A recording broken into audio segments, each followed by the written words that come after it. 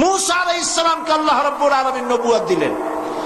গোটা জাতি কাফের, গোটা জাতি ইসলাম বিরোধী, আল্লাহ মানে না, মূর্তি পূজা করে। সেই সময় মূসা আলাইহিস সালামকে আল্লাহ পাক জাতির কাছে পাঠাইলেন না, পাঠালেন কার কাছে? ফেরাউনের কাছে। কার কাছে পাঠালেন?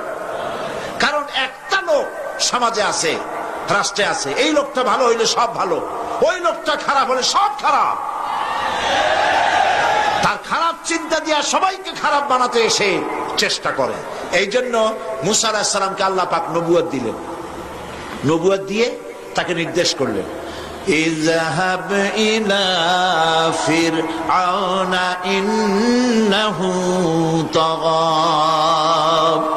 মূসা চলে যাও ফেরাউনের কাছে, ফেরাউন সরকাশ হয়েছে, সীমা লঙ্ঘন করেছে, তার কাছে চলে যাও, দ্বীনের দাওয়াত তাকে পেশ করো। মূসা আলাইহিস সালাম চলে গেলেন। মূসা আলাইহিস সালাম ভয় পেলেন না, মূসা তো একা। কয়জন?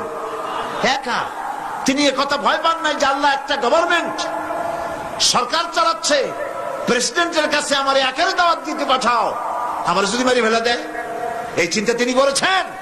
করেন না।